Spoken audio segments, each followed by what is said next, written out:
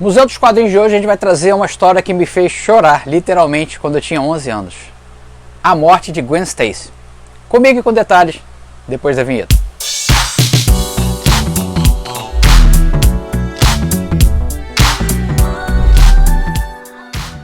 Fala aí galera, eu sou o Gico, você está no canal Gico HQ, o canal mais nostálgico quando o assunto é quadrinhos aqui do YouTube. E lembrando, muito conteúdo de desenho para você que gosta de desenhar.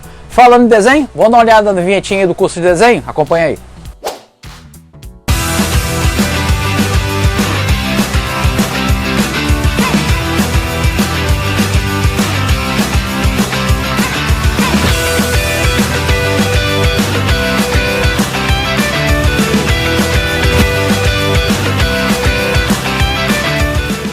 É isso aí, o curso de desenho de super-heróis, um dos maiores do mercado, nesse estilo vitalício, com certeza o maior que tem. Você pode fazer o teste de 15 dias, que é o período de garantia legal aí do produto, faz a sua inscrição. Aqui na descrição do vídeo tem o link para você ir direto para lá fazer a inscrição. E nesse módulo também tem um módulo gratuito que você faz, inclusive, sem colocar cartão de crédito. Então aproveita aí essa oportunidade, começa a desenhar. Domingo é um ótimo dia para começar um novo hobby, então começa aí o hábito do desenho de novo. Se você já desenhava e parou, recomeça, vem desenhar comigo. Você está começando agora, quer umas dicas? Pô, a partir de 14 anos você já pode entrar no curso. Então vai lá, estou te esperando.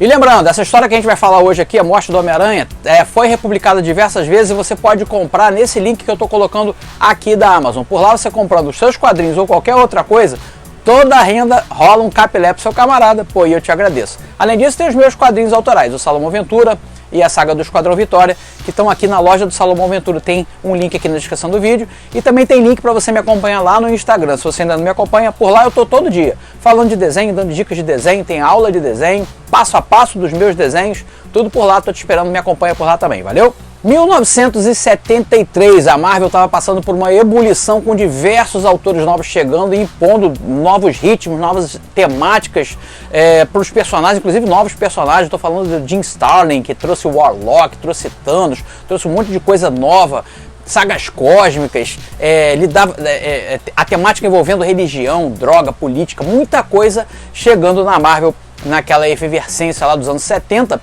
E aí o Gary Conway, que estava escrevendo o Homem-Aranha, que era um cara mais comedido, estava querendo dar uma chacoalhada ali nas coisas, nas histórias do Homem-Aranha. Ele pensou, bom, o que eu posso fazer? Vou matar alguém. E aí sugeriu ali para a equipe criativa, ele, o John Romita e o Gil Kane, que estava na arte, o John Romita fazendo arte final. Pô, olha que time, cara, que time.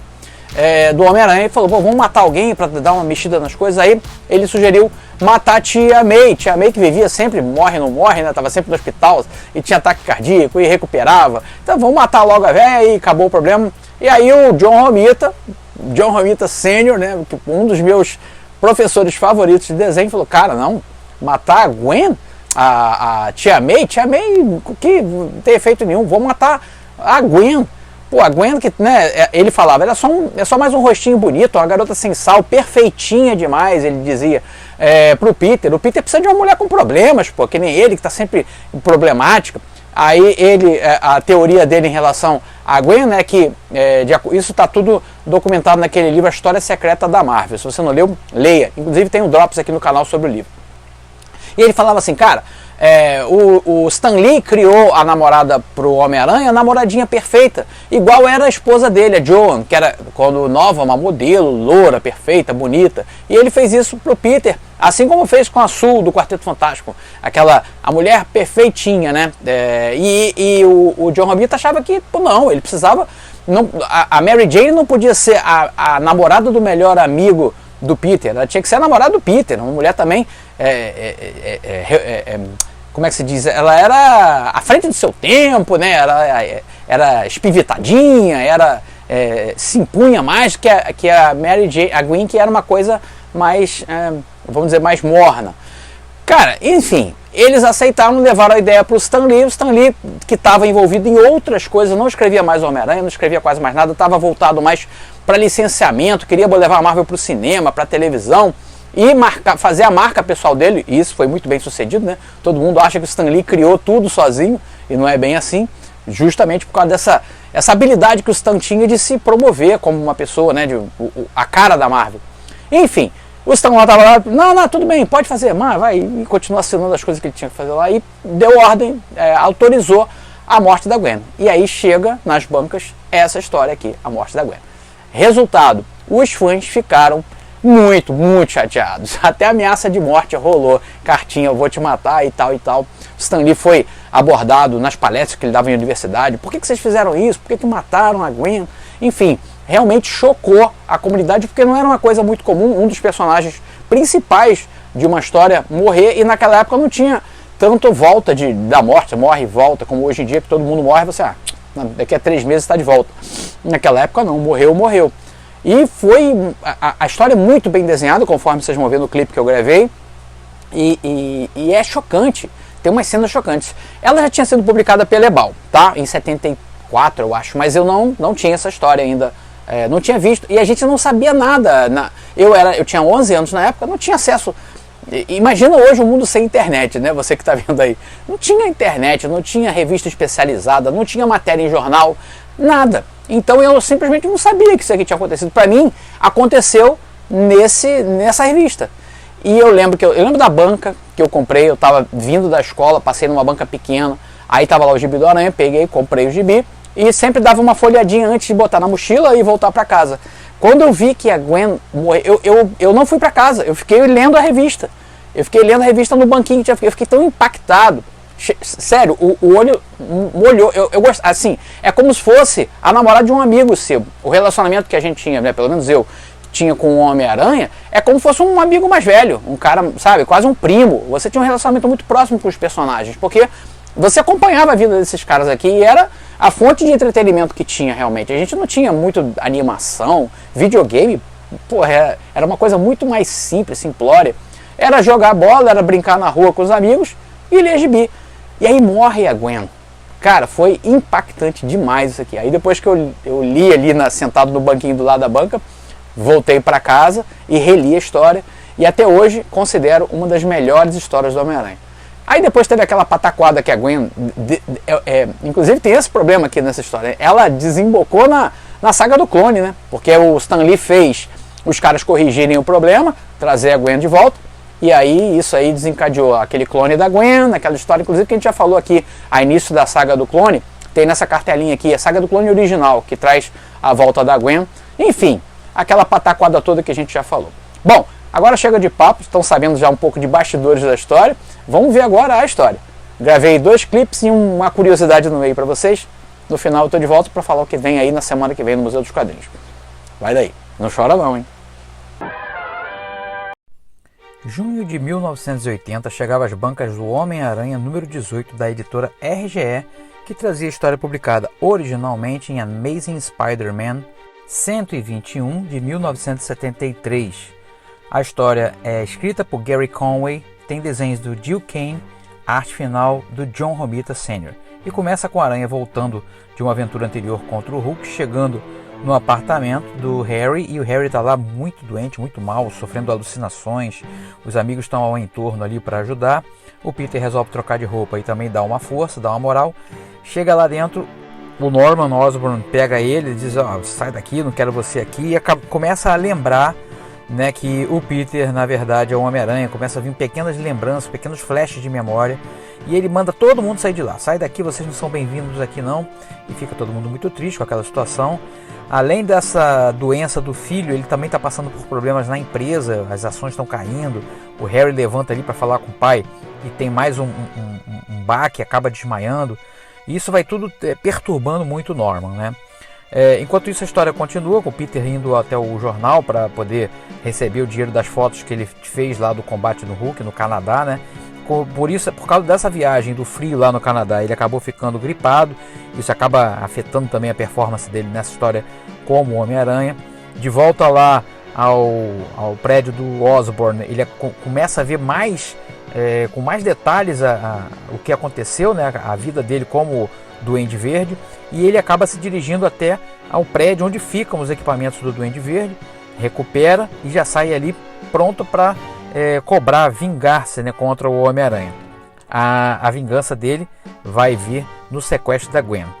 Então o Homem-Aranha continua lá pela cidade até que ele chega até o apartamento dele, e aí tem uma bomba do Duende em cima da bolsa que ele deu para Gwen de Natal. Então ele junta os pontos, né? Bom, o Duende lembrou da minha identidade e sequestrou a Gwen. E aí ele vai usando o sentido de aranha para chegar até onde estariam os dois, e é lá na ponte George Washington, bem lá no topo da ponte. E ele fica irado, vai direto para salvar a Gwen, mas lembra que ele está gripado e aí a performance dele não está no seu prime, ele não está conseguindo fazer tudo que deveria fazer normalmente, mas já chegando, né, com muita raiva, socando o Duende, botando o Duende fora de combate rapidamente, e aí parte lá para cima do topo da ponte, né, para poder pegar a Gwen e tirar ela, colocar ela no local mais seguro. Então ele chega lá, só que o Duende, que estava caindo daquele socão que recebeu na boca, se recupera e dá um toco na Gwen. A Gwen cai da ponte nessa cena clássica e o Aranha consegue impedir que ela caia, mas aí aquela parada brusca por causa da teia acaba rompendo ali o pescoço dela, né? E aí ela morre. Ela não morre, na verdade, por causa da queda, ela morre por causa da parada com a teia. Isso deixa o Peter ainda mais se sentindo mais culpado, né? Ele jura ali no final, no último quadrinho, que ele vai se vingar, ele quer a pele, ele quer o sangue do Duende Verde. Pequeno interlúdio na história para mostrar para vocês essa propaganda. Eu lembro muito desse jogo. A editora RGE, assim como a editora Abril, costumava dar muito brinde nos seus gibis. E um desses brindes aqui foi, geralmente vinha nas férias, né? Foi esse jogo aí dos heróis, com esse crossover que possivelmente só vai encontrar nesse momento da história aqui no Brasil. Fantasma, Mandrake, Hulk, Nova e Homem-Aranha numa só cena. E o joguinho era bem divertido, um joguinho de tabuleiro, você recortava as peças, tinha um dadinho para montar, era bem legal. Fica aqui essa curiosidade. Publicado originalmente em Amazing Spider-Man número 122 de 1973, o fim do Duende Verde, que a gente achava que seria o fim de vez, né, vai mostrar as consequências da morte da Gwen. Peter está totalmente irado e sem controle, com uma maneira que a gente nunca tinha visto antes. Ele está totalmente irado, ele está assim, e é compreensível, né? Afinal de contas, a namorada só morreu porque é a namorada dele e porque o Duende Verde sabia a identidade dele. Daí a necessidade de manter sempre a identidade secreta. Bom, aí começa aqui um combate irado mesmo, assim, ele está realmente querendo matar o Duende Verde, ele agarra o Duende Verde pelas costas, começa a dar umas pancadas, mas aí o Duende Verde consegue se desvencilhar dele, jogando ele contra a ponte, e ele vai então para ver a Gwen, né? A Gwen já está cercada de policiais, ele para em frente, igual um animal, realmente assim, um animal acuado e atacando, e as memórias da Gwen o tempo inteiro chegando. E ele acaba confessando pela dor, né, como se ele fosse, e realmente, né, o responsável pela morte da Gwen. Aí os policiais resolvem, você está preso, né, se você matou ela, eles não sabem. Tem um cara ali que acha que ele está falando por causa da dor que ele está sentindo, mas a maioria começa a atacar. E olha a expressão dele aqui, cara, de pura raiva. Aqui Gil Kane e John Romita dando aula de narrativa, aula de desenho. Como pode num gibi tão pequenininho ter tanta coisa boa. Ele vai lá para tirar satisfações e tentar encontrar o Norman ou falar com o Harry. O Harry está ainda muito doente e ele simplesmente abandona o Harry lá. Ele não quer nem saber, ele não quer saber de nada, ele só quer se vingar. Ele resolve então ir até o Clarim e pegar pistas de onde que poderia estar o Norman. Aí ele pergunta para o Robbie se ele sabia se o Norman tinha algum galpão na cidade que poderia abrigar o Duende, né? Chega o Jonah lá para falar umas palhaçadas, ele taca a teia na boca do Jonah. Ele pega a pista com o Robbie e vai para cima desse galpão que o Norman tem na cidade. Aí o Norman tá lá realmente preparando os próximos passos, né? Totalmente transtornado também, cara. As expressões faciais aqui, aula de desenho. E aí o Aranha chega para lá e começa novamente a quebração de pau na casa de Noca, que o negócio tá feio. Eu lembro que assim, você sentia que não era um combate qualquer, era uma coisa ali realmente de vida e morte, era muito mais violento do que o comum.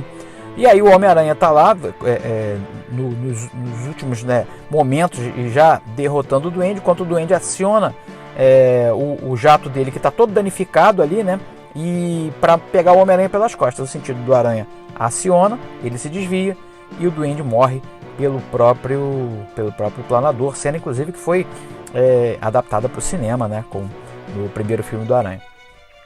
No final ele volta para casa e aí ele chega a dar um fora na Mary Jane. Essa é a Mary Jane pintada errada aqui. Não quero saber de nada, mas aí a Mary Jane sente que ele está precisando de um ombro amigo e aí resolve não ir embora, apesar dela ter sido maltratada por ele, né? E aqui começa a estreitar os laços entre Mary Jane e o Peter. E termina aqui a história de hoje. Fala aí, é uma baita história, não é? Muito bem contado, os desenhos, nossa senhora, assim, cara, como eu ainda tenho que aprender a desenhar, como esses caras desenham, né, cara? Como colocam movimento, que enquadramento, que diagramação. Pô, perfeita a história.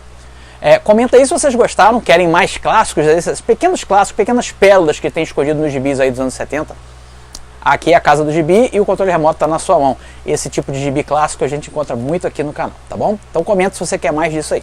Falando de gibi clássico, semana que vem, no Museu dos Quadrinhos, a gente vai ver a estreia do Cavaleiro da Lua, que começou aqui com esse nome de Lunar, o Cavaleiro de Prata. Estreia também na revista da RGE, a Almanac Premier. Marvel, inclusive, já fez um vídeo aqui sobre a coleção, mas dessa vez a gente vai ver as primeiras histórias do Cavaleiro da Lua, que tá para estrear aí, inclusive quando esse vídeo sair, desse aqui, já deve estar até a série dele aí na Disney e a gente vai comentar também. Mas vamos ver a origem dele, né?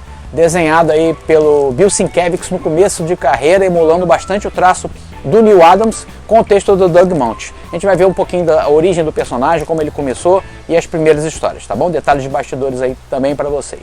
Vou ficando por aqui. Semana que vem eu tô de volta aqui no YouTube. Quarta-feira tem aula de desenho. Sempre uma aulinha de desenho gratuita, então se você gosta de desenhar, segue as playlists Desenhando com Gico, Vamos Desenhar. Tem sempre aula de desenho, dicas de desenho para você de graça, 0800. Quer se aprofundar? Vem estudar comigo no curso. Já falei, o link está aqui na descrição do vídeo. E também lá no Instagram, eu tô todo dia, a gente lá fala de desenho, bota de brincadeiras e coisas mais relacionadas ao desenho por lá, tá bom? Fico por aqui, espero que vocês se cuidem por aí. Até semana que vem aqui no YouTube e todo dia no Instagram. Tchau, tchau. Saúde e paz.